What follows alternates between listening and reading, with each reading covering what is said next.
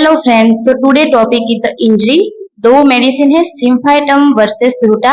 Now first ये most important question है in exam और ऑल्सो वाइवा में भी पूछते हैं. Let's see in detail. So symphytum versus ruta. Now first most important action, ये मोस्ट इम्पोर्टेंट सिम्टम है.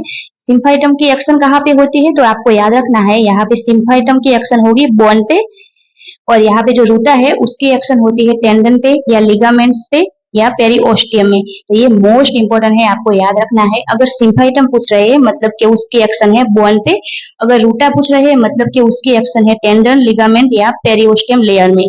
तो ये आपको याद रखना है. नाउ की नोट, अगर कुछ भी हम मेडिसिन लिखते हैं तो उसका की नोट लिखना ही होता है.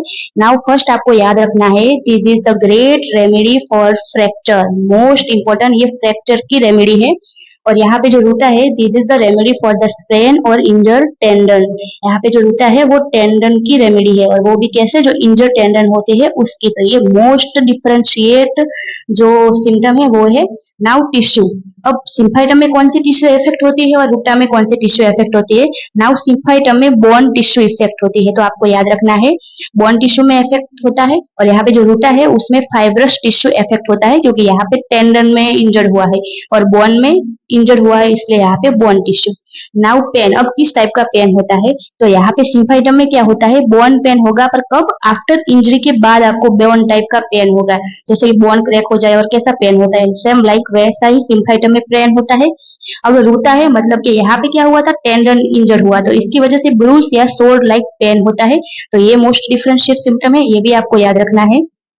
नाउ हीलिंग, अब यहाँ पे क्या होता है, जो यहाँ पे जो सिम्फाइटम था उसमें क्या हो रहा था कि बोन इंजर हुआ था. तो यहाँ पे सिम्फाइटम मेडिसिन क्या करेगी, जो कैलस फॉर्मेशन है उसको प्रमोट करेगी और उसकी वजह से जो बोन है उसमें है हीलिंग होगा.